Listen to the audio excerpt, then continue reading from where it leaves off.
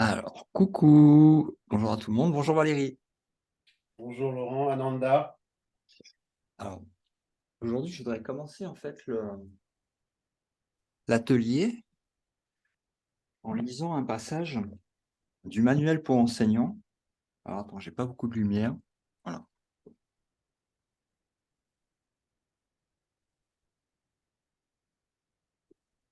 Qui s'appelle donc, c'est dans la relation patient-thérapeute idéale. Qui donc est le thérapeute? Et qui est le patient? À la fin, chacun est les deux. Qui a besoin de guérison doit guérir. Médecin, guéris-toi toi-même. Qu'y a-t-il d'autre à guérir? Et qui d'autre a besoin de guérison? Chaque patient vient voir un thérapeute, qui vient voir un thérapeute, lui offre une chance de se guérir lui-même. Il est donc son thérapeute. Et chaque thérapeute doit apprendre à guérir de chaque patient qui vient à lui. Ainsi, il devient son patient. Dieu ne connaît pas la séparation. Ce qu'il connaît, c'est uniquement qu'il a un seul fils. Sa connaissance est reflétée dans la relation patient-thérapeute idéale. Dieu vient à celui qui appelle et lui se reconnaît lui-même.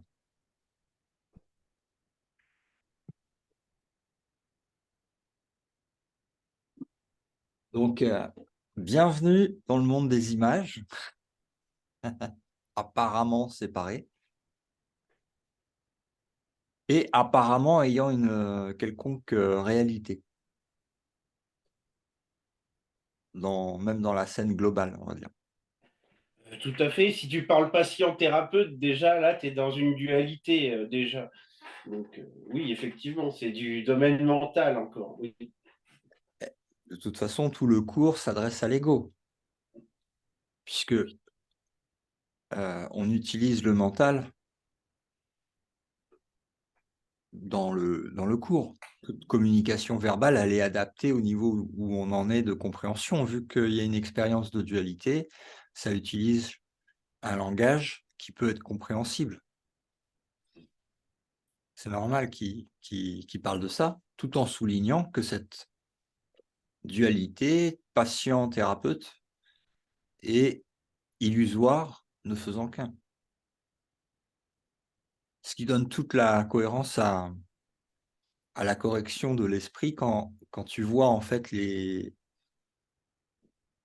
projections qui sont faites dans le monde, soi-disant comme étant extérieures, par la lucarne du petit personnage et de ses sens limités. Et donc, ça prend sens, évidemment, selon le point d'observation, dualité ou unité totale.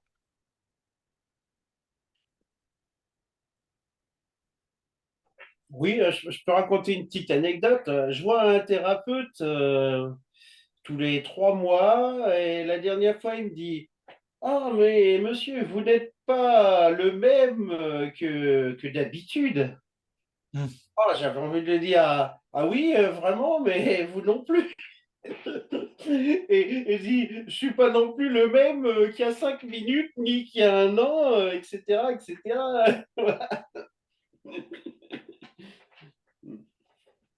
Oui,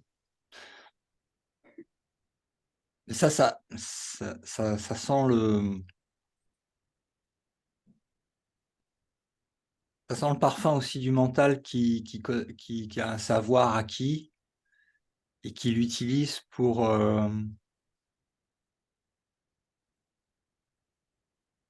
jouer dans la scène de théâtre. Et mais oui, oui, oui. Alors,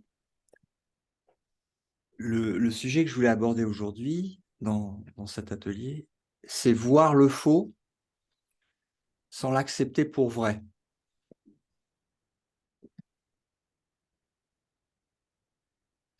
Parce qu'il y a des parties du faux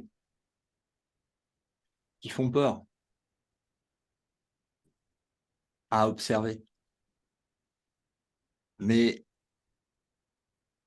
s'il n'y a pas l'acceptation que le faux serait vrai, il n'y a pas de problème à regarder les différentes nuances du faux.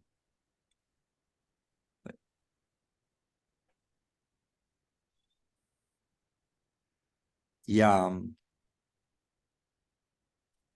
une position dans laquelle on se met pour pouvoir l'observer,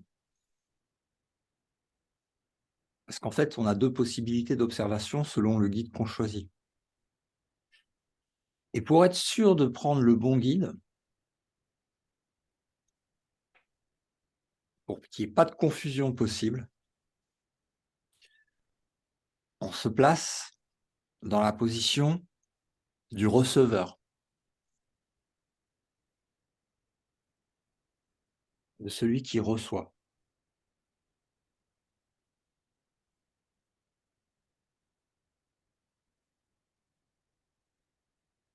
Comme je sais plus, je pense que c'était, les Chinois on remplit pas un verre qui est plein. Il faut que le récipient, il soit vide, de manière à recevoir. Donc on se place en dessous de la source qui va apporter et non pas au premier plan de celui qui va essayer de résoudre le problème ou de comprendre le problème ou de s'instruire lui-même. Donc il y a abandon de cette partie-là pour se mettre vraiment en position de receveur.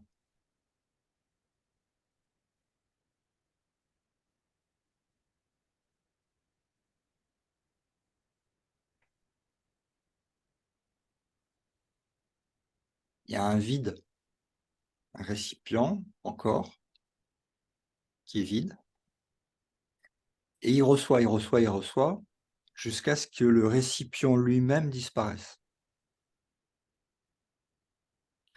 Mais en attendant, puisque c'est Dieu qui fait le dernier pas, il y a ce récipient qui se met dans une position de récepteur.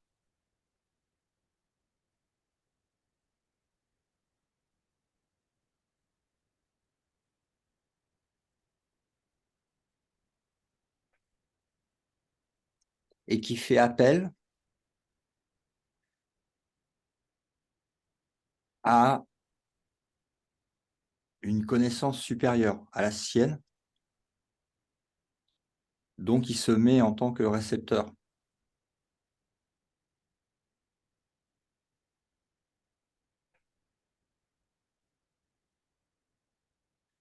Parce qu'il reconnaît en fait l'impasse, le nœud, dans lequel il ne peut pas s'en sortir lui-même.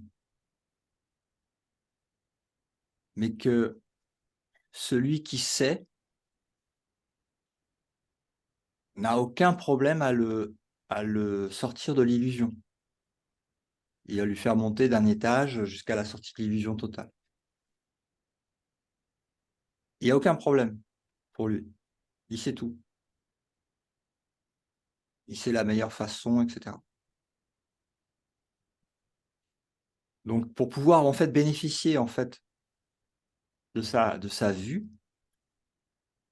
de sa voix, de ses actions dans le monde,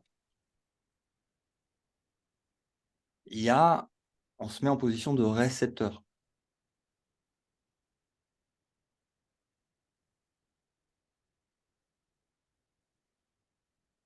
Ok. Et à partir de là, ça va beaucoup plus vite. Et le chemin est beaucoup plus agréable que si tu essayes de contrôler toi-même en tenant le volant de ta voiture et en disant c'est moi le chauffeur.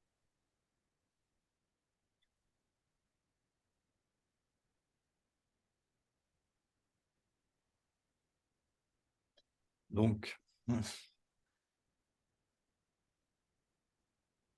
À partir de là, je peux recevoir une autre vision qui démarre par la vision dans laquelle j'ai l'habitude d'observer, à savoir en fait une grande image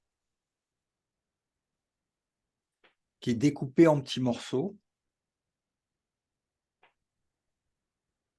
par des concepts attachés à des morceaux enfin du coup les morceaux, mais qui n'existaient pas avant, qui ont été créés comme découpés et puis labellisés de l'image en disant ça c'est ça, ça c'est ça, ça c'est ça, ça c'est ça, ça c'est ça, en donnant des noms à des parties de l'image et en passant à l'intérieur de la forme découpée et limitée de l'image qui apparaît.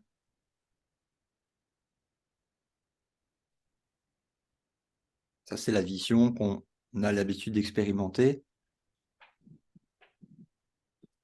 tant qu'on est identifié à l'humain et au corps.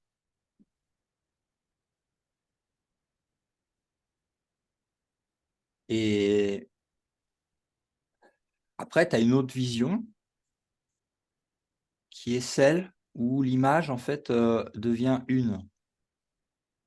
C'est-à-dire que la vision, elle est plus concentrée sur des points de l'image, comme des pixels particuliers, séparés, distants,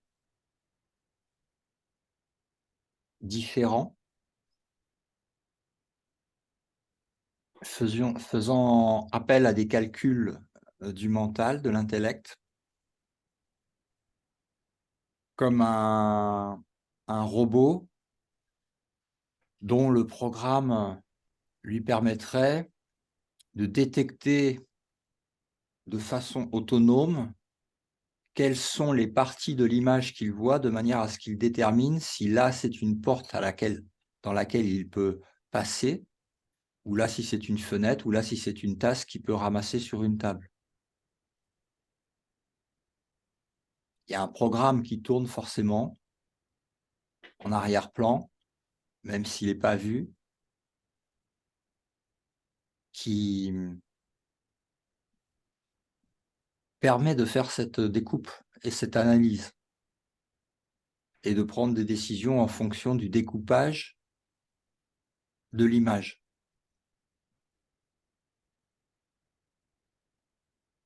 Dans un but caché. C'est-à-dire qu'il n'y a pas, comme dans un jeu, il y a des règles du jeu et il y a le but à atteindre du jeu. Là, c'est comme si le but lui-même était caché et que les règles qui gèrent l'ensemble du jeu sont cachées, invisibles et pourtant bien réelles quand on s'y cogne.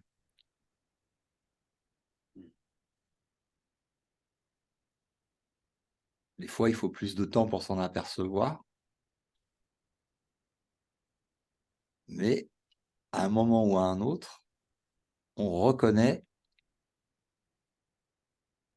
qu'il y a un programme en arrière-plan qui tourne et qui régit en fait le monde de l'image découpée en morceaux.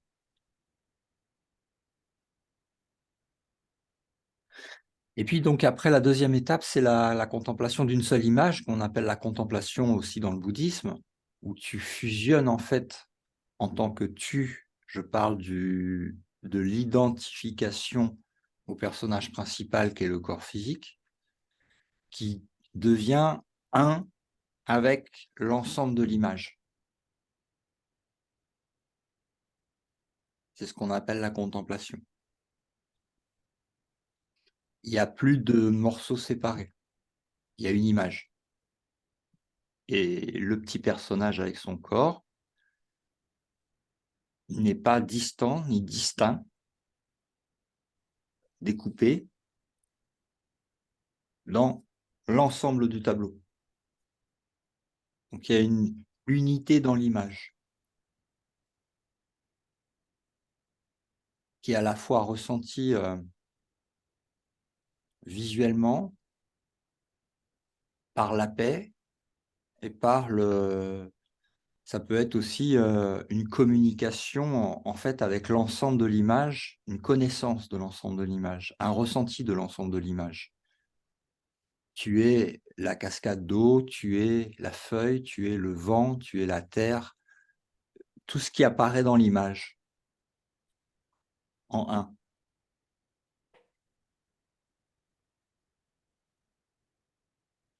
Et puis, tu as une autre vision qui est celle qui transcende en fait le monde, une vision de l'esprit, la vision de l'esprit, qui perce le voile de l'image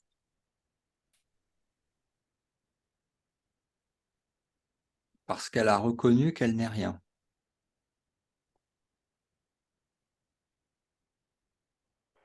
Donc, ça va au-delà de la vision de l'image. Donc, ça passe au-delà de tout le système d'imagination et de découpage en morceaux et d'identification à des images, qu'elles soient particulières ou même une image.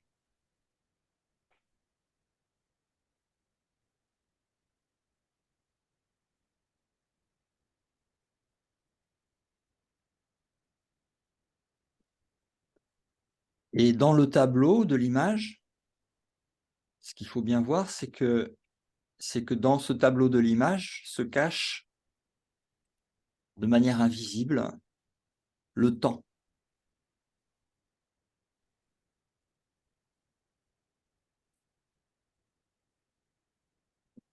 S'il n'y a pas d'image, il n'y a forcément pas de sujet et d'objet. Donc il ne peut pas y avoir de relativité ni de temps.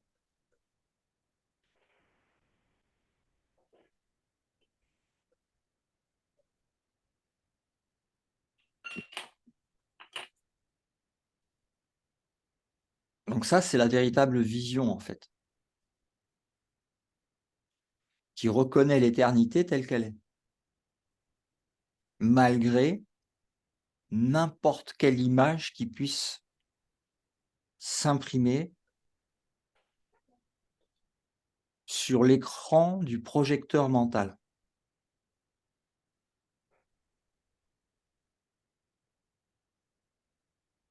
Qui serait elle-même une entité séparée de Dieu, invisible, avant même le projecteur de l'écran.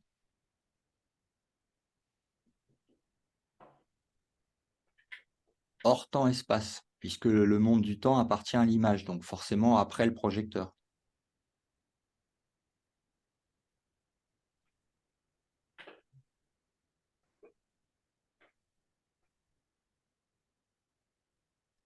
Et ce qui cache la vue, en fait, de la réalité, c'est la croyance que le faux est vrai.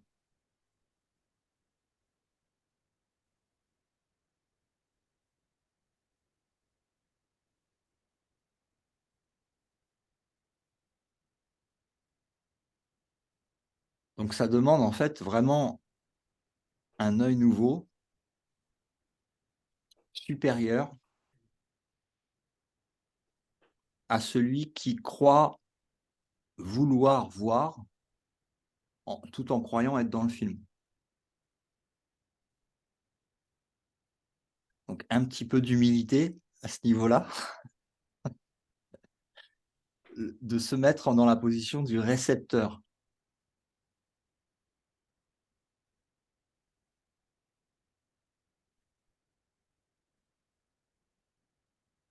le petit enfant qui sait rien, qui connaît rien, qui remet en doute tout ce qu'il croyait savoir et le laisse en juger à celui qui sait.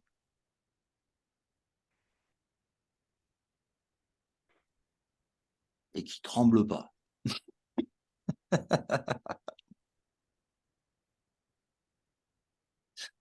Donc, en récepteur,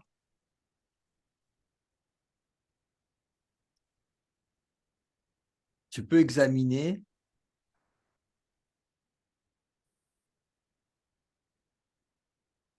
toutes les couches de programme inconscient sur lequel la projection d'un monde extérieur apparaît avec toute cette illusion en fait de séparation et de particularité. J'ai un truc à dire. Pour le temps, parfois, on peut se soustraire aux lois du temps. Mais alors, bon, et pour l'espace, ça a l'air encore plus difficile de claquer des doigts et d'être à n'importe quel endroit où on aurait envie d'être. C'est impossible pour le personnage. Hmm. Ça n'arrivera jamais.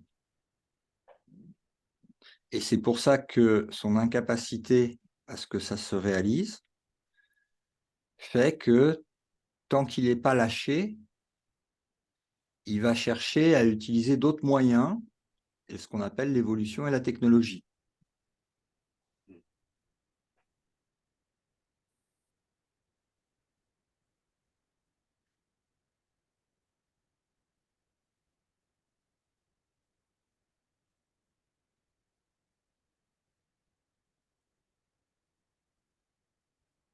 Bonjour Alexandra. Bonjour Alexandra. Oui, bonjour, bonjour. Vous allez bien? Ouais. Oui, et toi? Super, oui. Oui. Donc, on en était, oui, au temps. Non, le temps, il y fait partie. S'il n'y a pas d'image, il ne peut pas y avoir de temps. Tu peux le vérifier. Chacun peut le vérifier. Hmm. Tu prends un espace vide où il n'y a pas de matière, rien. Il n'y a ni haut ni bas, ni droite ni gauche, ni passé ni futur. Puisqu'il ne se passe rien, il n'y a pas d'image. Oui, il peut pas y avoir de changement. Ah oui, il ne peut pas y Étant donné avoir que le temps, c'est aussi une mesure du changement. S'il n'y a Eh, rien, pour qu'il y ait un rien. changement, il faut des objets et des sujets. Oui, oui. Ouais. Il faut une particule. Il faut quelque chose. Et particule et particulier, particularité, tu as vu, c'est les mêmes. Donc il faut un point. Donc ce qui veut dire qu'il faut une image. Il faut une image. Euh, une image n'est pas forcément une image comme on voit à l'écran avec des images là. Ça peut être une image comme par exemple une image mentale, sans avoir de définition vraiment chromatique qui puisse se voir avec l'œil humain. Par exemple, Est-ce que je peux donner un exemple, Laurent, sans vouloir te couper? bien sûr, Il m'est un jour arrivé une expérience, entre guillemets, et je m'en suis évidemment pas rendu compte sur le moment. Euh, mais il se trouve que j'étais dans mon bain. Moi, je prends mon bain, mais à la japonaise, hein, ultra brûlant. J'en ressors comme une écrevisse si je sors trop vite. Et là, bon, boum, il arrive quelque chose. Mais évidemment, je m'en rends pas compte. Et je m'en suis rendu compte parce que l'eau de mon bain était froide. À un moment donné, je suis revenu à moi, entre guillemets, parce que l'eau de mon bain était froide. Donc, il n'y avait pas de temps. J'ai pas eu l'impression que du temps était passé. Il n'y avait pas de temps, pas de corps, pas d'image. Il y a des expériences comme ça. Souvent, c'est en voiture aussi. Ah oui, oui, On en avait parlé déjà. oui, Donc,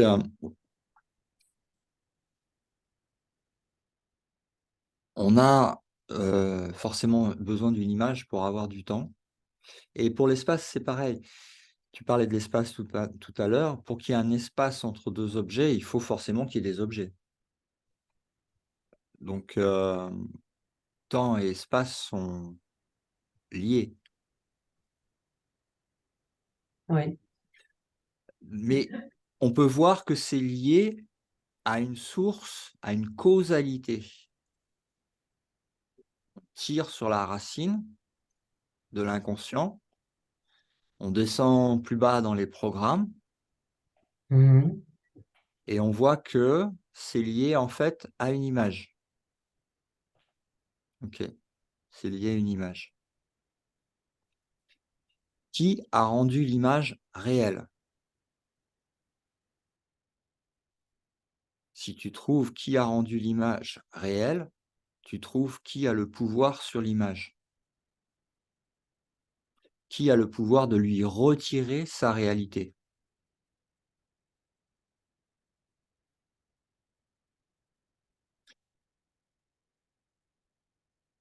On continue.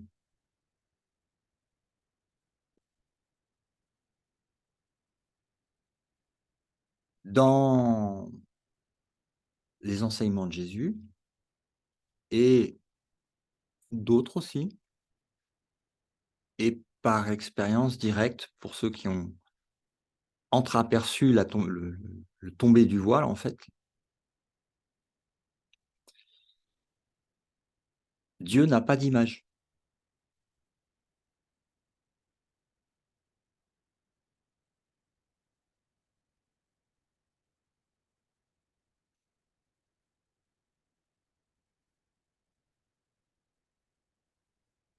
Si tu l'accueilles comme étant la vérité absolue,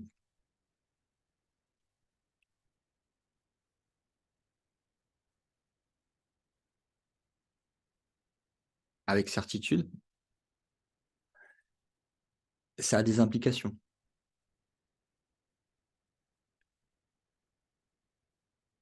Dieu n'a pas d'image. Autrement, il serait définissable. Il serait particulier. Donc Dieu n'a pas d'image. C'est un fait. C'est comme ça. En tout cas, pour ceux qui l'acceptent. Mais chacun est libre de l'accepter ou pas.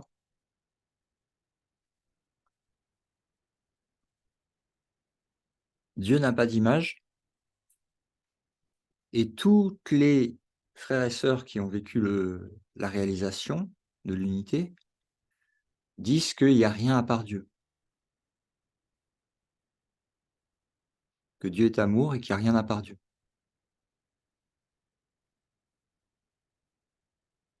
C'est un, c'est la non-dualité, c'est l'Advaita. Donc si tu prends en fait ça comme fondation en fait, et là tu mets tes fondations sur le roc, comme j'ai dit, c'est-à-dire sur la vérité. Donc là, c'est plus château branlant, quoi, tu vois, t'es plus sur des sables mouvants. Si tu prends le fait que Dieu n'a pas d'image et que il n'y a rien d'autre que Dieu,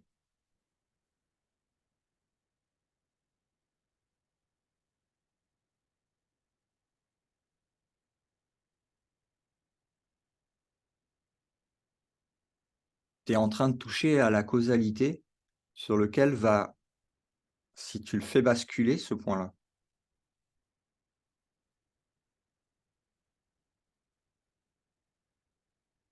Et on en revient à ce qu'on disait tout à l'heure, c'est-à-dire reconnaître que le faux est faux, ne pas accepter le faux comme étant vrai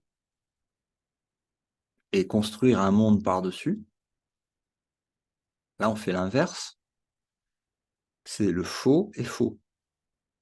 Il n'est pas vrai. Et si j'y ai cru, j'en demande correction. Je me place en tant que récepteur, receveur, afin d'être corrigé par une intelligence supérieure par rapport à l'expérience de l'imitation de laquelle je souhaite me réveiller. Donc, je deviens cohérent avec la demande, me place en récepteur et accepte de regarder des choses à l'intérieur de mon esprit que je n'aurais jamais soupçonné ou que je n'aurais jamais osé remettre en question ou même regarder.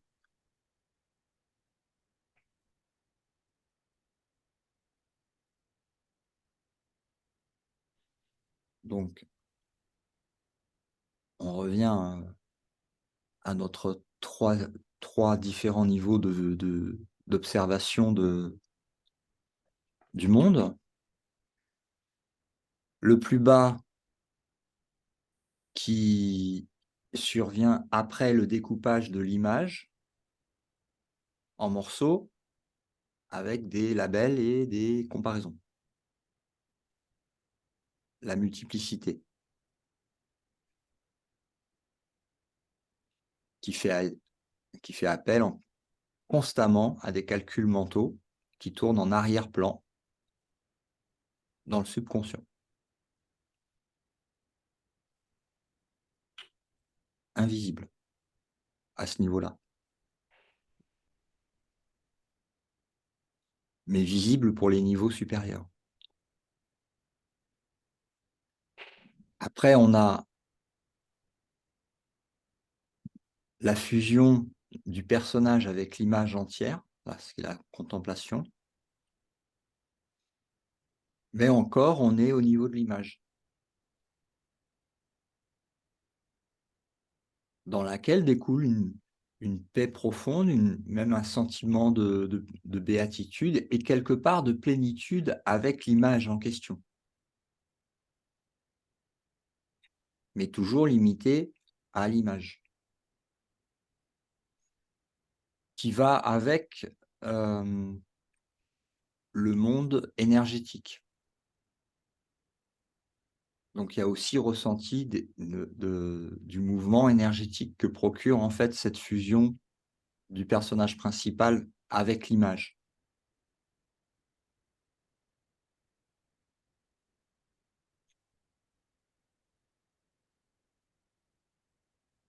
Il devient une sorte d'idolâtrie de l'image.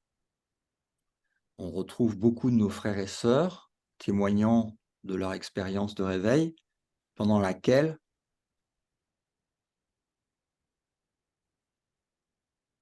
se rapprochant en fait de la vérité, expérimentent dans le monde de l'image la fusion de l'image et la projection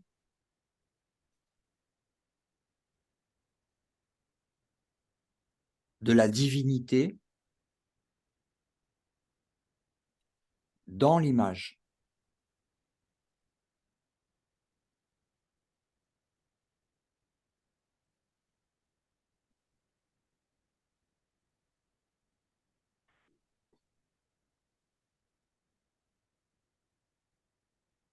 Et là, on ramène la question de est-ce que je suis en cohérence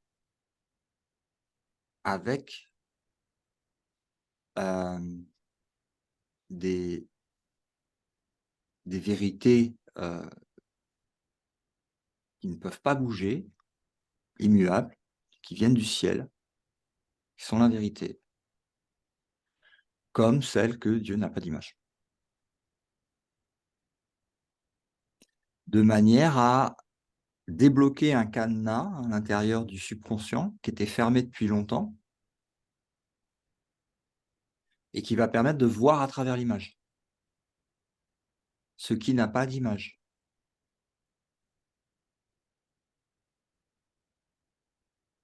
C'est-à-dire de passer au-delà du projecteur et de toute la projection. Ok, mais quand on parle de vrai ou faux, faut bien voir une chose. Là encore, on est dans une dualité, on est dans une logique qui s'appelle une logique formelle, vrai-faux, une logique booléenne, quoi, où il n'y a que du vrai du faux. Et il peut y en avoir d'autres aussi, des logiques quaternaires, ou il y a même la logique floue, où on dit, voilà, c'est vrai ou faux à X%. Donc, il y a plein de paliers entre le vrai et le faux. Non, pour moi, tout est faux. Faux, faux, faux, faux, faux. Tout est faux. Ah bon? Pour moi, tout est faux. Mais ça semble vrai. Des choses semblent vraies. Des choses semblent se produire. Hmm. Ça semble se produire. Mais tout est faux. Bon, je parle pour moi, hein. Je ne Mais, dis pas que j'ai raison, je ne dis pas qu'il faut me croire, hein. Ça, je dis jamais. ouais, ouais, Parce que ce d'accord. que je dis, c'est faux aussi. Donc, Ah bon. Ok. un Là, mot, c'est un mot de trop, de toute façon pour moi. Donc, faux, faux, faux, faux. Tout est science, fiction, fiction, science fiction. Tout est fiction. Et pourtant, on dit que seul Dieu est vrai. oui, mais qui l'accepte? Et qui le dit? S'il y a quelqu'un pour le dire, ça fait déjà deux. Ça fait un qui le dit et un qui serait Dieu, entre guillemets. Donc, c'est déjà plus.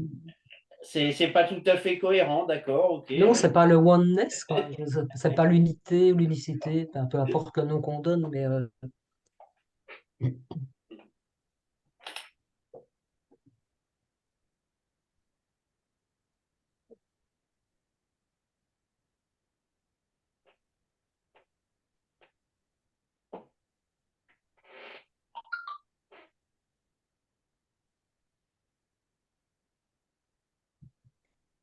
d'ailleurs, je disais science-fiction, on l'a bien vu avec la période qu'on vient de vivre, hein. C'était euh, au début, on ne savait pas, puis tout à coup, des gens sortis de n'importe où ou de, un peu, enfin, de nulle part ont commencé à dire enfin, plein de choses. Et puis, bon, pour alimenter l'industrie pharmaceutique, entre autres, ben, on nous a très très vite trouvé un vaccin, alors qu'il y a d'autres maladies Oh, ne ne plus t'égare graves, pas, hein. ne t'égare pas dans le monde de l'image.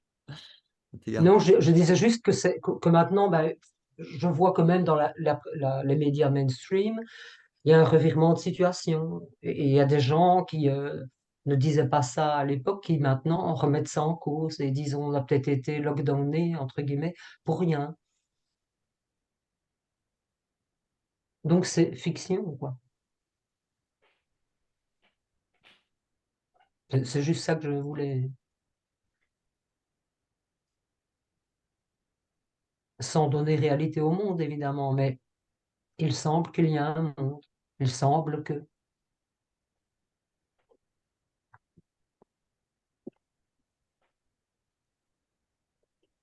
Ben, pour reprendre ta question sur le vrai et le faux, je ne sais pas si tu te rappelles du passage sur les lois du chaos dans un cours en miracle, mais la première loi du chaos, c'est de croire que la vérité est différente pour chacun.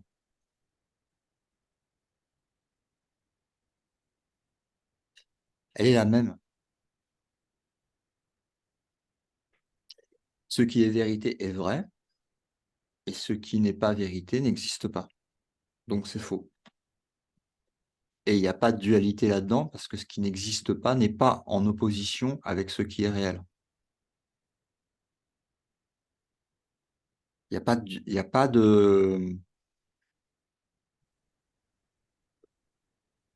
comment dire, de paradoxe là-dedans. Le paradoxe, il est résolu à partir du moment où tu ne considères pas que le faux a 0,0001% de vrai là-dedans.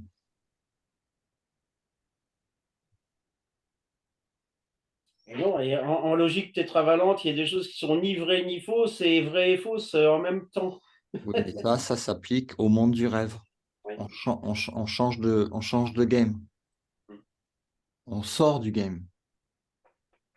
Bien Non, sûr, on rentre dedans. bien sûr que dans le monde qui se trouve derrière le projecteur, qui est projeté, il y a tout un tas de lois universelles, mathématiques, géométriques, lois divines aussi. Tout, oui, oui, logique tétravalente, en veux-tu, en voilà, il y a tous les niveaux.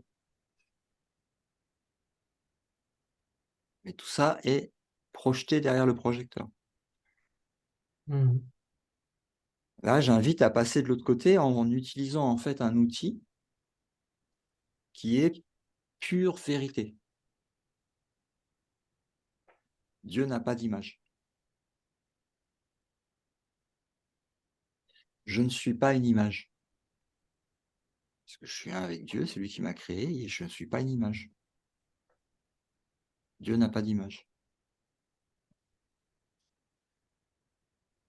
Quand je vois un corps, je pratique la séparation.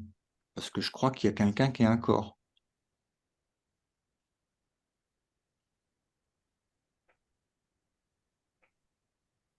Et ok, et quand tu vois un mur, tu fonces pas dedans.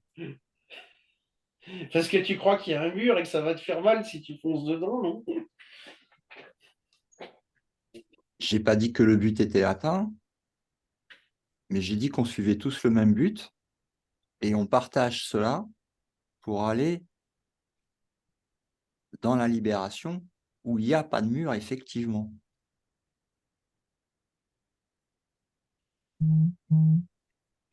Et tu as raison de lever en fait la question, parce que je suis comme toi, je pense que quand c'est maîtrisé et réalisé, c'est prouvé.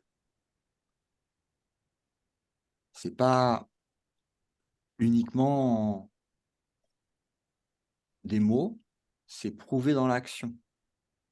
Comme Jésus l'a fait, en ressuscitant des morts, en marchant sur l'eau, en, se, en téléportant le corps d'un endroit à l'autre de la planète pour aller visiter des lieux.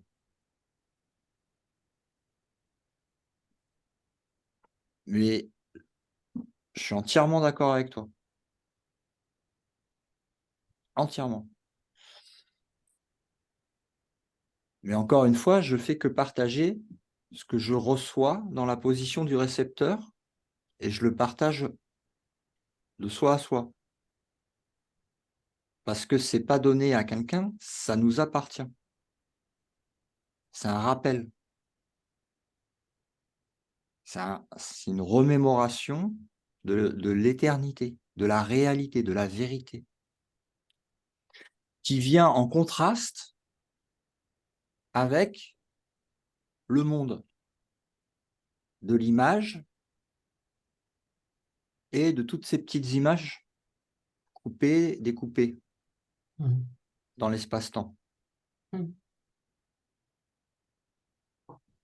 Et j'invite à ce qu'ensemble on fasse cette expérience directe et non pas utiliser l'outil, le mettre en pratique. Parce qu'il n'est pas reçu pour un tel ou un tel ou un tel. Il se diffuse à soi-même, au-delà de l'illusion des images et des personnages qui sont inventés. Je pense qu'il y a un jour, je vais faire peut-être j'avais pensé à ça, c'est de faire des ateliers en physique où on va se retrouver et on va aller visiter les cimetières ensemble. Et puis je vais te raconter les histoires de Bernadette et René et de ce qu'ils croyaient être. Et, et des interactions relationnelles particulières, de la petite image qu'ils croyaient être à l'autre petite image qu'ils croyaient ne pas être, mais vouloir pour devenir plus complet.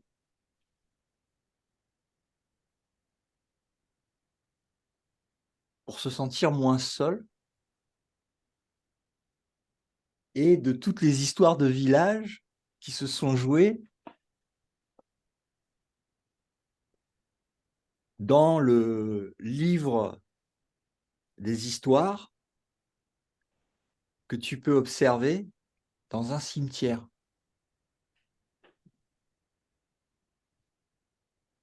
Ou dans un autre show qui serait en fait celui du monde où c'est pas encore l'histoire, on va dire, enregistrée dans un livre, entre guillemets, et qui serait catalogué dans une bibliothèque, mais il est en train même de se jouer, bien qu'il soit déjà fini et qu'il va atterrir dans la même bibliothèque et dans le même cimetière. Complètement illusoire.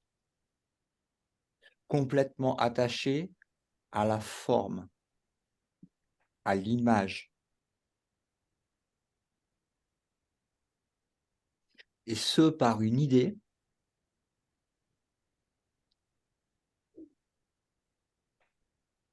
que là, on est en train de mettre en lumière grâce au Saint-Esprit qui nous permet de ressentir et de voir ça, de manière à ce qu'on le voit. Et il le met en contraste. D'un côté, ce que tu crois, c'est-à-dire la pensée de l'ego et de tout son système de pensée et de son identification au corps. Et que le monde, il est réel, et qu'il y a le futur, le passé, et que tout est différent, tu es particulier, tu es le héros du personnage, truc et tout. Tout le système de pensée, le système d'exploitation, face à la vision du Saint-Esprit. Dieu n'a qu'un fils, Dieu est pur amour, Dieu n'a pas d'image. Rien d'autre n'existe que Dieu. Boum. Et là, tu remontes en fait vraiment dans des plans de la causalité qui sont... Là, tu touches à quelque chose, hein, je peux te dire. Et que si ça, tu le vois, que tu en comprends, c'est comme un switch qui aurait été mis depuis très longtemps dans la position, on va dire que le faux, c'est vrai.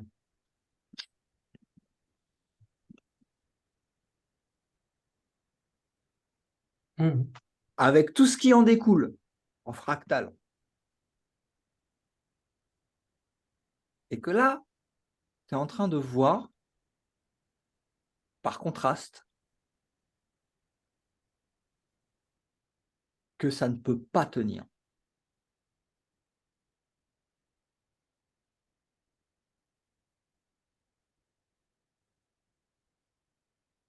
Et que si tu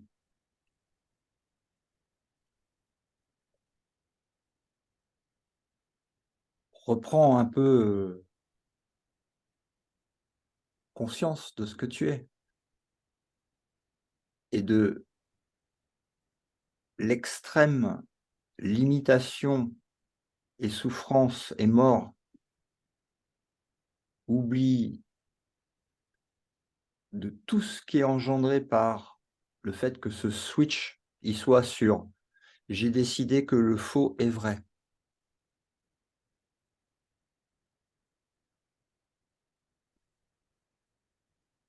Donc tu vois tout le désastre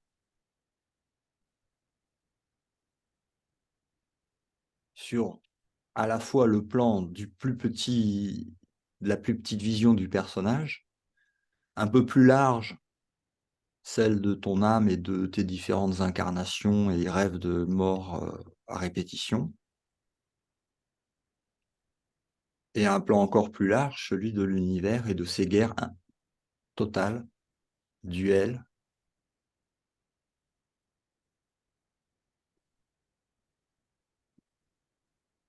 et de l'histoire qui se répète en cycle interminable de bien et de mal. Ouais, mais c'est la même chose pour les individus, hein. C'est pareil, Les il n'y a pas de schémas se différence. répètent et c'est transgénérationnel en général. Il n'y a pas de différence. Non. Donc là, tu touches au switch et tu vois la position dans laquelle il est actuellement. Et tu as la lumière du Saint-Esprit qui vient et qui te dit, OK, on met ça en contraste avec Dieu n'a pas d'image, Dieu est pur amour, Dieu n'a qu'un fils. Il n'y a que le un. Il n'y a pas de séparation, c'est pareil. Pas une partie de Dieu, il t'a tout donné. C'est à toi à jamais, parce que c'est sa volonté. Et rien ne peut aller contre sa volonté. Donc ce que tu es, tu l'es. Et tu mets en contraste ça, Dieu n'a pas d'image, et tout le reste, avec, paf, ce switch qui est sur le faux et vrai.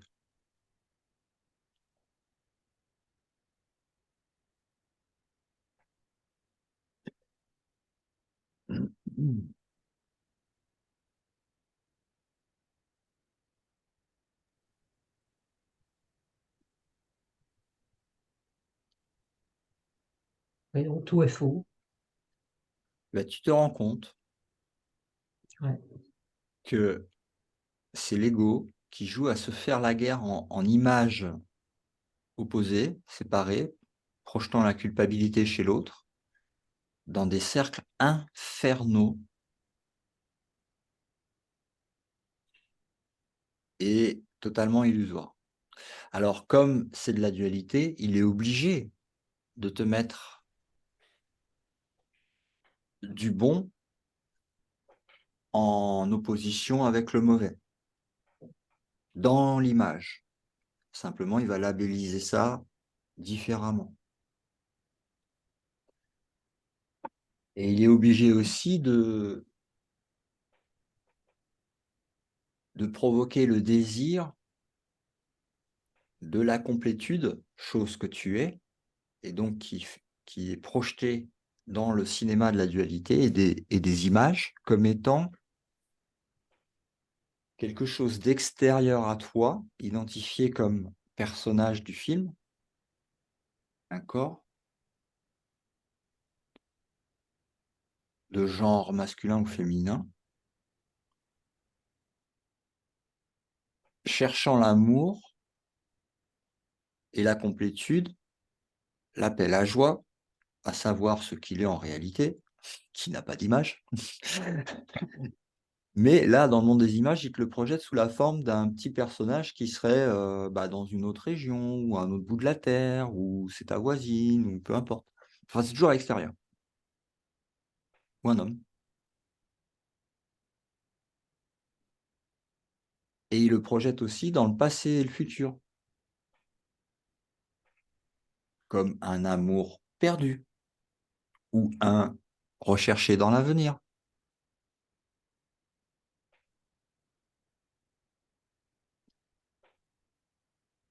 Et il te montre le futur en disant, avec une image, d'accord, n'importe le genre,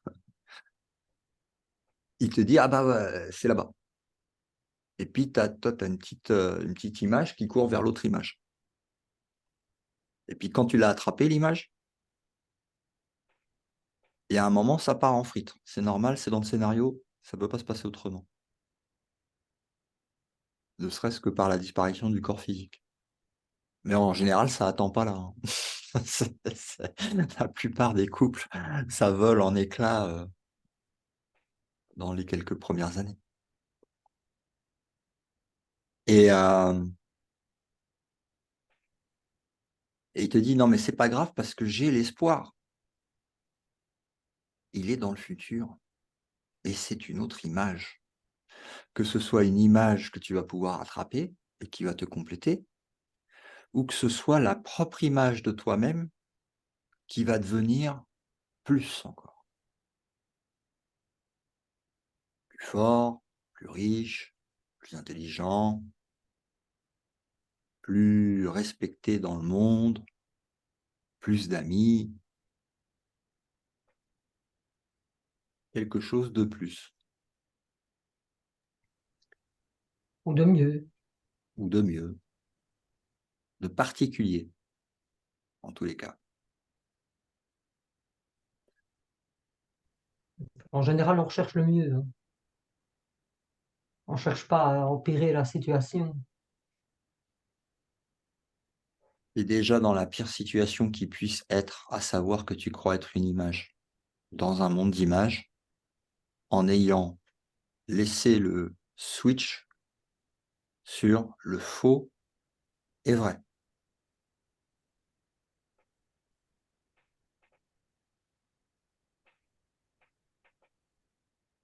Observe-le avec le Saint-Esprit.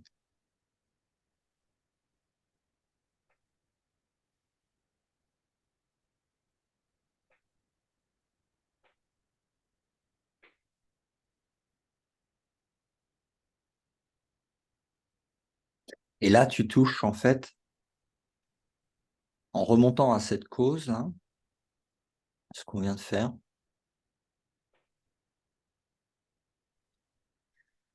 tu t'aperçois de ton pouvoir, de ton réel pouvoir, qui est celui du choix, qui se situe lui-même au-delà du switch et qui est capable, à tout moment,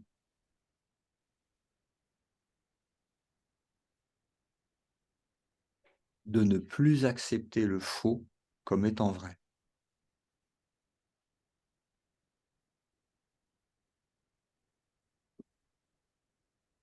Le faux dont on parle là, ça serait que la séparation d'avec l'unité totale, la source de tout ce qui est, s'est produite. C'est ça le switch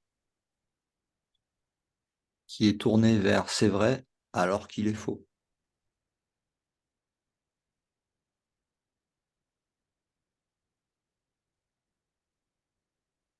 Et au-dessus, tu as ton pouvoir divin de reconnaître que tu t'es trompé, que tu t'es joué un tour en inventant un truc qui n'existe pas. Dieu n'a pas d'image.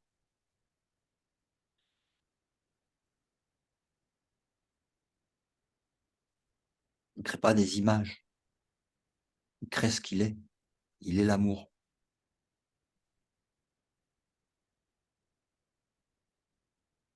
Et par extension et non pas par séparation. C'est toujours un, entier. C'est-à-dire l'opposé de ce que le monde te montre et de ce que tu crois être.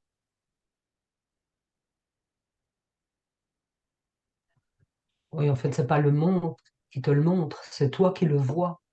Bah, tu le vois en ayant fait le choix de ce switch. Après, le projecteur projette ce que tu as choisi, en croyant que le faux est vrai.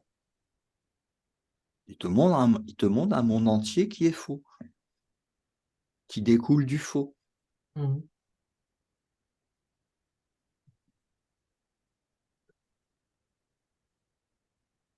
Et tout ça étant le résultat d'un choix.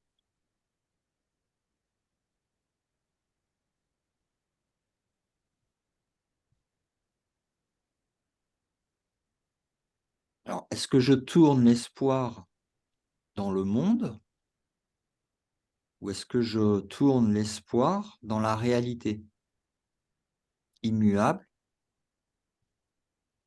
abstraite, sans image, une et éternelle?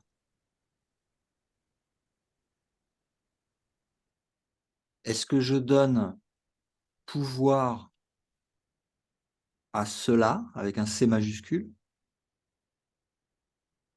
de me guider, de m'enseigner, de me montrer et de me réveiller à l'amour, à ce que je suis? Ou est-ce que je donne le pouvoir au programme découlant de quelque chose qui n'existe pas, projetant un monde qui n'existe pas et jouant en scène la limitation, la souffrance et la mort et la naissance? Est-ce que je continue à nourrir tout le système de pensée de l'ego ou est-ce que je le mets en contraste avec la vérité? Et je le vois, et j'en demande la correction.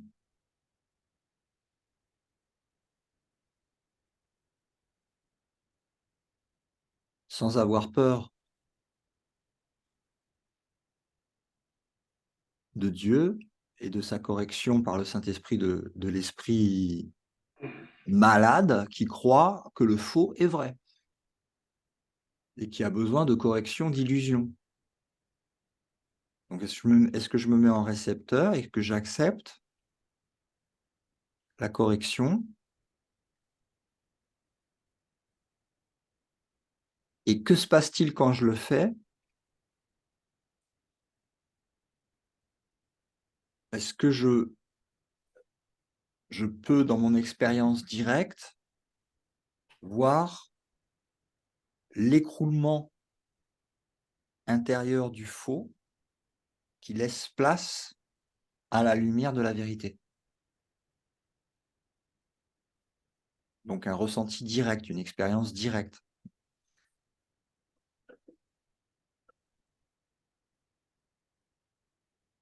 Qui me donne la force et la foi de faire, de continuer dans la force de choisir en fait sa correction et la sortie du rêve, le réveil.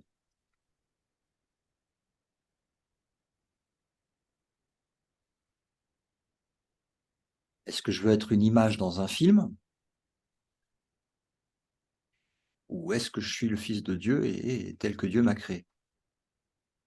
Et que je me réveille? En sachant que je ne vais pas emmener des morceaux du rêve dans la réalité. Parce que le rêve est une image et Dieu ne crée pas des images.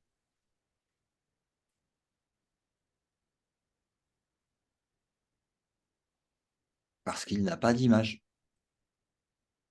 Bah, il peut en créer s'il a envie, il peut tout faire. Ben, c'est là la question. Est-ce que tu crois à ce que tu crois?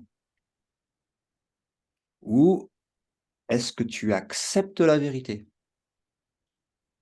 telle qu'elle est, telle que Jésus l'a dite et telle que tu peux la vérifier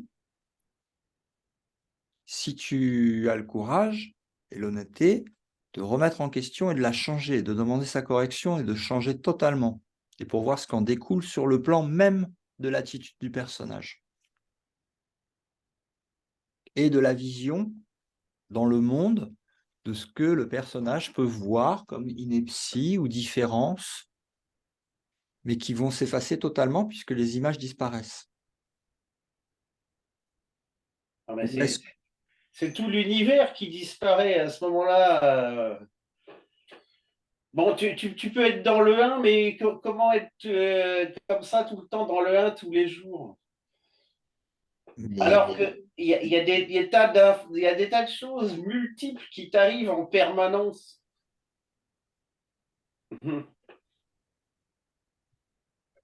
Pas à moi, Pas à toi. désolé. Non, Ah bon, tu peux toujours être dans le 1 tout le temps? non, mais il n'y a pas des tas de choses qui m'arrivent alors, en permanence. Ah bon, ouvre les yeux, qu'est-ce qui est, tu vois plein de trucs. Ouvre les oreilles, t'entends plein de sons. Ça, Oui, c'est mais j'y ce crois que pas. j'appelle plein de choses. Je peux passer des heures devant la télé à regarder un film. J'en ai encore regardé un tout à l'heure avec Al Pacino, mais je sais bien que c'est un film, quoi.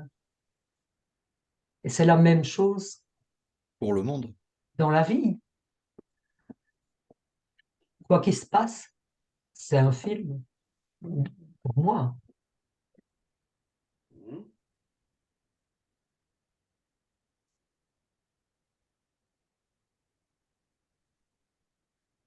Mais c'est pas vraiment une croyance que j'ai voulu, moi, je dois dire. Et c'est pas non plus une croyance que j'ai eue après avoir fait une lecture du cours en miracle.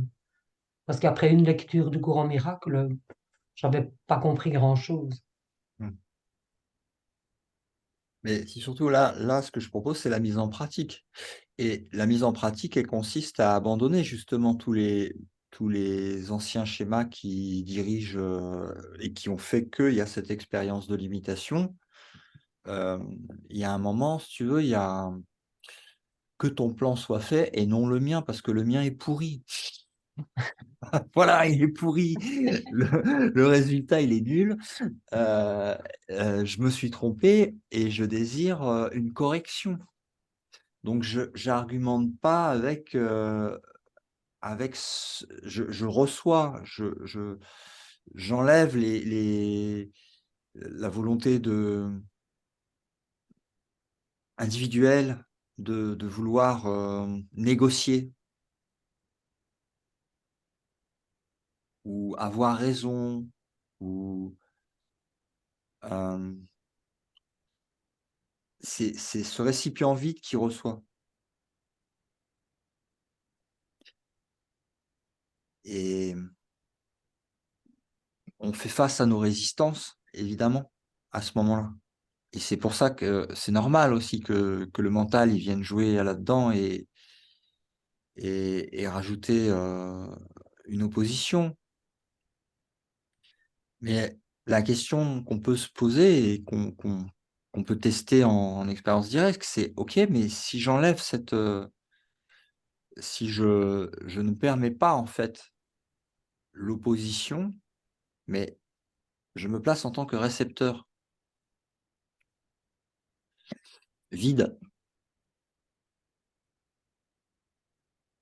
en partant d'une simple énoncé de la vérité qui a été dite par tout le monde. C'est-à-dire qu'on part sur une base solide.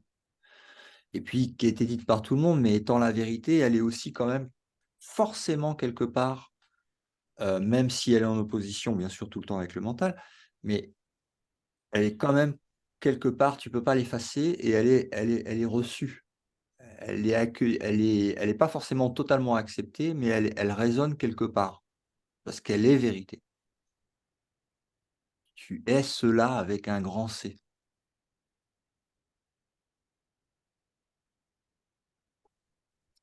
Parce qu'il n'y a que cela.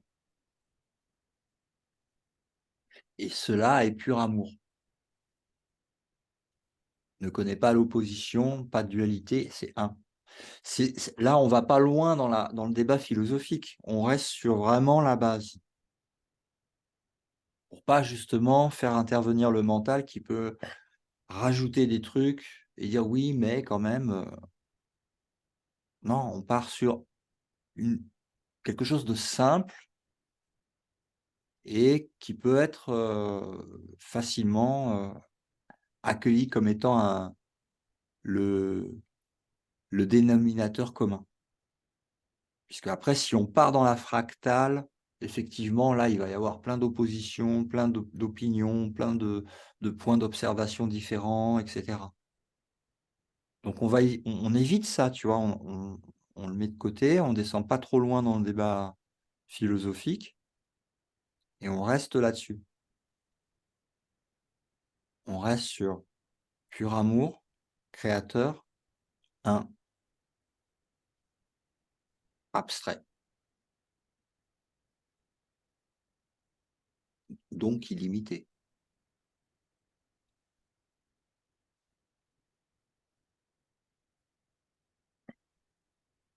Et c'est ce contraste-là avec lequel on peut voir. Sinon, on voit rien du tout. Si on n'a pas ce contraste-là, c'est beaucoup de lumière, hein. Et si on reste dans la bulle du mental et du projecteur et du monde, bah là, forcément, ça part dans tous les sens en fractal. Mais en mettant cette fractale entière, d'opinion, de passé, de futur, d'évolution, de plans, de toutes les différences, des images, mathématiques, géométrie, tout ça. Tout ça à l'intérieur de cette image-là et qu'on met en face, ok, Dieu est pur amour, Dieu est un, Dieu n'a pas d'image. Ni temps, ni espace, ni image. Et je, avec un grand J, qui n'est pas individuel, mais un,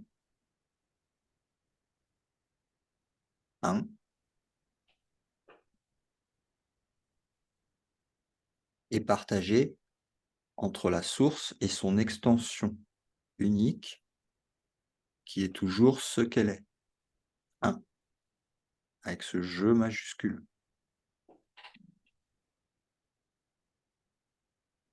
Que tous les sages ont reconnu, que l'Advaita enseigne, que Jésus enseignait,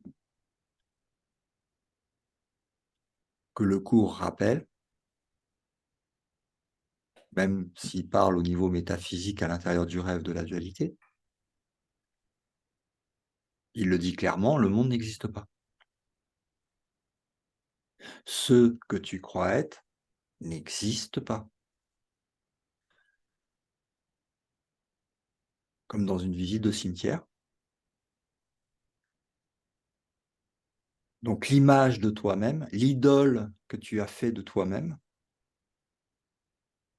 la limitation, la séparation que tu as fait de toi-même, la particularité que tu as fait de toi-même, n'existe pas. L'esprit divisé lui-même qui a créé ce monde n'existe pas. Il n'y a que Dieu.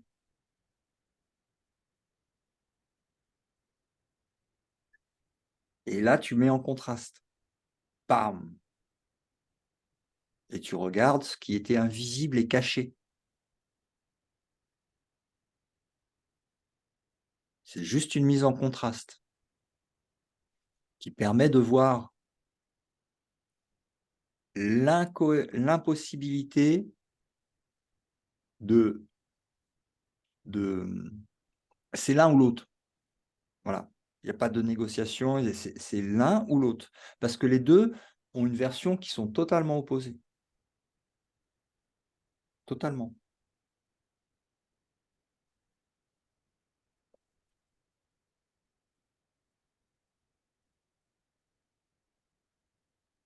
Là, tu peux voir. Et là, tu peux choisir. Choisir à nouveau, comme il dit dans le cours. Et tu vois que ton choix, il est au-delà, c'est vraiment divin, hein, le choix. On est dans un... Là, le choix, ça n'appartient ni au projecteur, ni au monde, ni à l'espace-temps. Le choix, c'est divin, c'est de l'esprit. Boum. Le choix, la liberté. La liberté de choisir, de croire que tu es prisonnier, ou la liberté d'être tel que Dieu t'a créé, tel que tu es, en vérité. Et dans les deux cas, que ce soit le réveil ou le rêve, ta liberté qui est totale.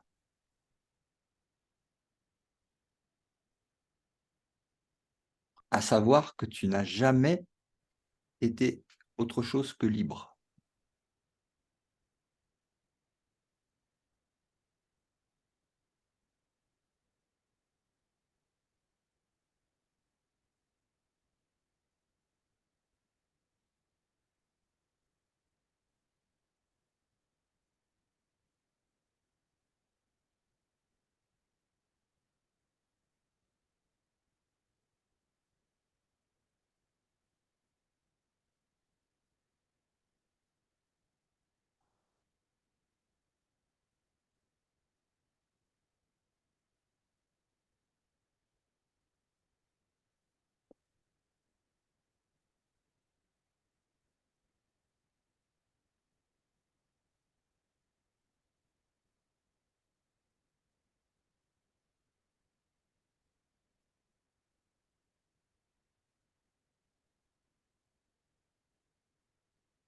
Mais que dans la réalité du royaume céleste, ta liberté, elle est expérimentée telle qu'elle est. Enfin, tu n'as pas l'impression d'être en prison ou qu'il te manque la moitié de toi-même ou tu es prisonnier de quelque chose ou tu n'es pas complet. Donc, tu es entièrement libre. Ou la liberté de croire que tu es en prison et que tu es prisonnier d'un corps et d'un espace-temps.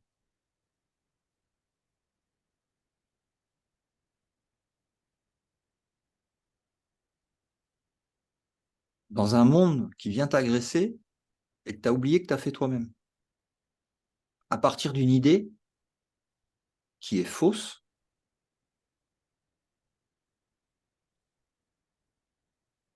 et qui a créé la grande illusion qu'on appelle Maya. Et qui, peu importe sa minuscule portée spatio-temporelle, reste fausse et inexistante. Le monde n'existe pas.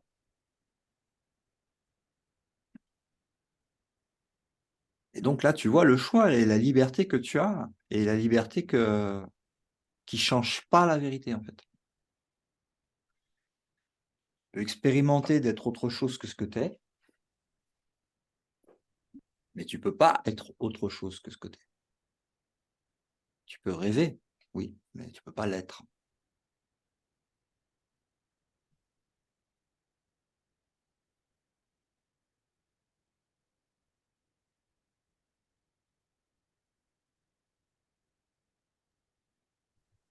Et tu l'es. Et tu l'es. Parce que Dieu n'a qu'un fils et c'est toi.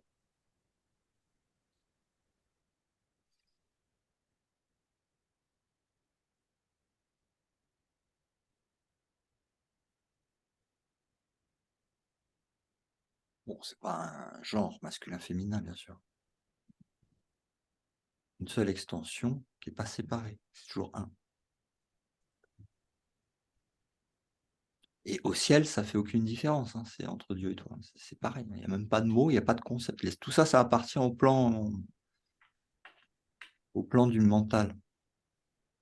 Au ciel, il n'y a pas ça. C'est que l'amour. Et il n'y a pas d'autre chose que Dieu.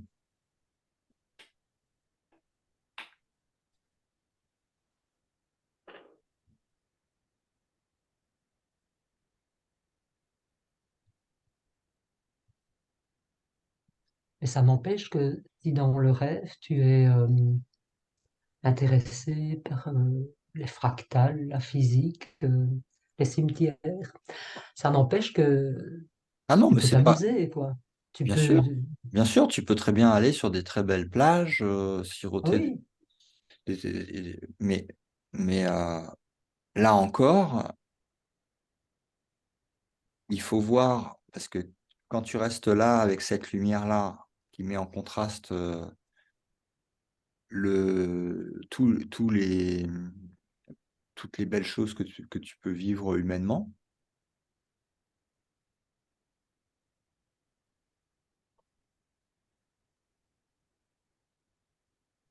tu vois qu'il y a une utilisation en fait de l'ego dans des programmes subconscients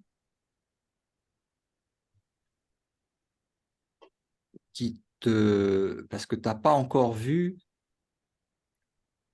le but. Il est caché le but par l'ego, alors que le Saint-Esprit, lui, son but, il est bien clair. La totalité, le réveil, le royaume, l'entièreté, le top de ce qui peut pas être. Il n'y a rien d'autre. C'est tout pour toi. Tout. Parce que tout a été donné par Dieu. Tu es déjà le bénéficiaire éternel de tout le royaume. Et il n'y a rien d'autre. Donc c'est la totale. Et c'est clairement dit. Alors que le but de l'ego, lui, il reste caché dans le subconscient. Donc ça, c'est important parce que ta pina colada, la plage et tout ce que tu aimes dans le rêve, tu peux l'expérimenter, mais sans avoir cru et sans avoir suivi le but invisible de l'ego.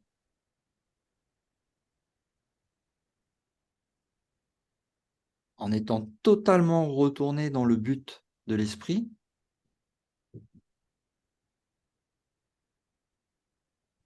expérimentant déjà le goût du royaume, et tout en étant capable d'accueillir les magnifiques expériences qui peuvent se passer dans le rêve, sans y être attaché, sans y croire une seconde, c'est-à-dire sans jugement ni culpabilité, complètement libre.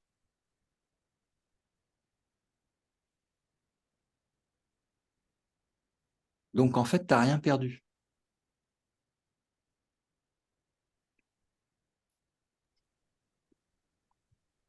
Mais la différence, elle est énorme. Parce que dans un cas, tu n'as pas vu qui te dirige, qui t'embarque avec son but caché. Et de l'autre côté,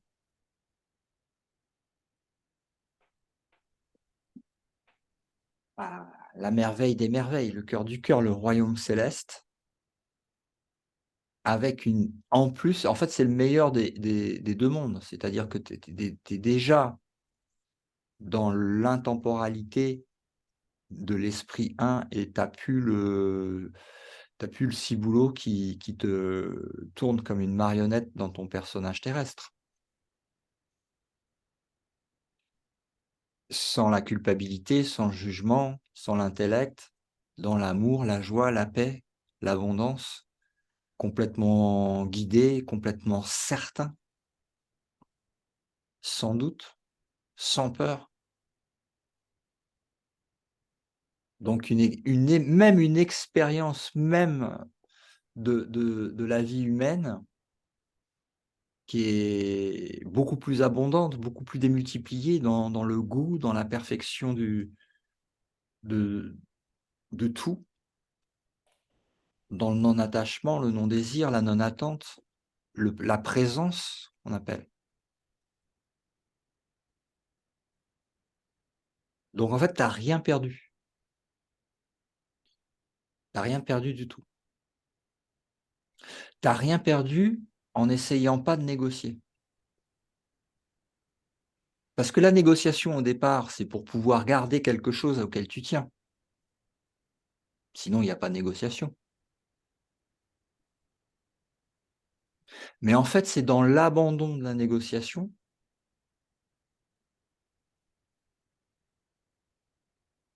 que tu obtiens tout, au lieu de vouloir garder quelque chose que toi, tu as choisi.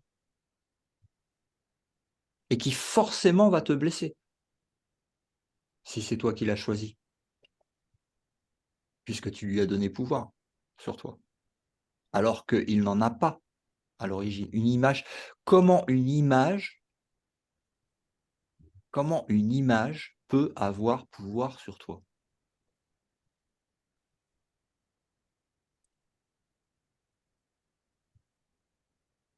La réponse, c'est forcément que tu t'es identifié à une image. Sinon, l'image ne pourrait pas avoir pouvoir sur toi. C'est pas possible.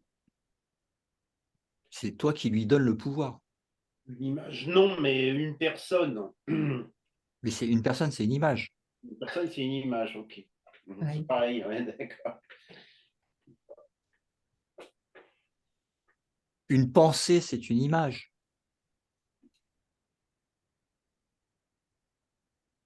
Donc tu la crois ou tu la crois pas.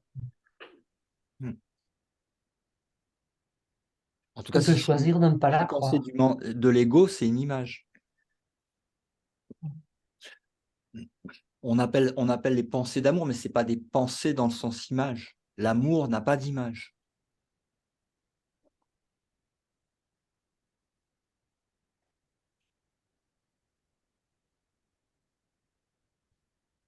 Mais l'amour n'a pas de pensée. Il y a des élans d'amour. On va appeler ça des élans, des intuitions. On appelle ça des intuitions.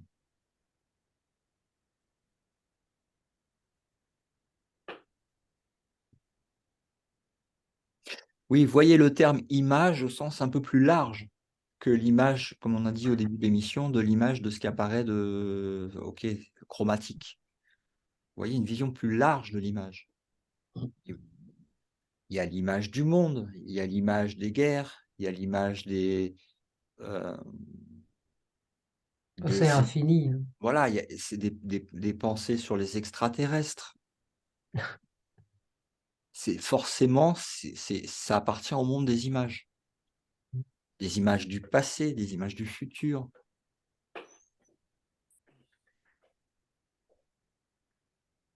Donc voilà. Des soleils, de la lune, Ouais. des multivers. Donc pour tous ceux qui regardent cette vidéo, c'est dommage de pas en profiter vraiment à 100 en ne prenant que le côté, informatif de ce qui a été dit dans la vidéo, sans le mettre vraiment en application. Heu, Faites-vous un moment dans la journée, un jour où il y a personne à la maison, où vous êtes tranquille ou en nature, peu importe, et repassez cette vidéo comme un sujet de méditation. Peut-être il faudra que je refasse la vidéo en une partie, uniquement, méditative, peut-être avec une musique, peut-être, je ferai ça. Pour, plonger dans l'expérience directe, guidé par la voix, mais en suivant en fait en mettant en application, voilà, dans la présence et en contraste, de manière à éclairer et à jouer le jeu de vraiment,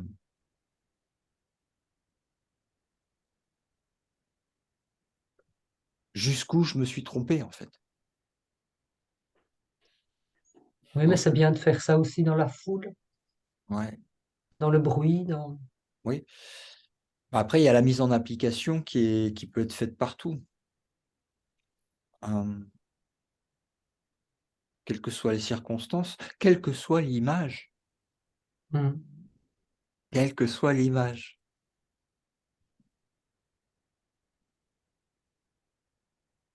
Donc oui, à réécouter et puis à mettre en application, dans l'expérience directe. Mais tout le temps, hein. C'est 24/24, 7/7.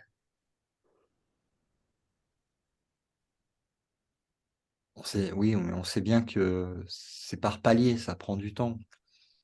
À moins que celui qui nous écoute soit décidé à aller dans un monastère, et encore, c'est pas ça sera pas tout le temps, il aura des choses autres, humaines à faire. Mais au moins un moment dans la journée, le répéter.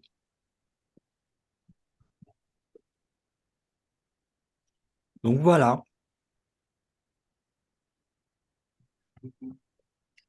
Oui, parce que moi, je crois pas que ce soit nécessaire et obligatoire d'aller dans des monastères ou d'aller dans des communautés religieuses, ou enfin pas religieuses, mais spirituelles.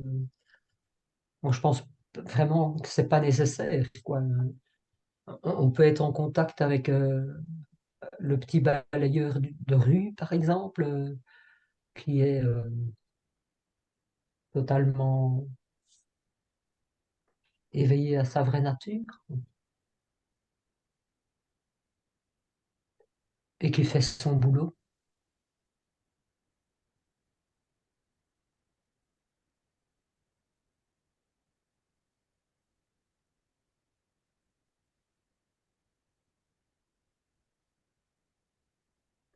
Je vous dis à la semaine prochaine. Je vous souhaite une bonne journée, une bonne soirée, selon quand est-ce que vous revoyez cette vidéo. Mais c'est pas le 27 la prochaine fois? Non, ça fait oui, c'est un satsang, ouais, 27. On fait un Ah, satsang. Vous pouvez j'ai le mal retrouver, compris, alors j'ai pas bien lu mon. vous pouvez le retrouver sur, lumière sur Gaïa, l'information.com, Mhm, lumière-sur-gaïa.com. mhm, Il y a un satsang le 27. Alors merci de le partager à ceux qui souhaiteraient venir. Et mhm. donc, bah voilà, à très bientôt. Passez une bonne soirée. Ok, merci, au revoir. Toi aussi, à vous aussi, hein. Ciao. Ciao, ciao.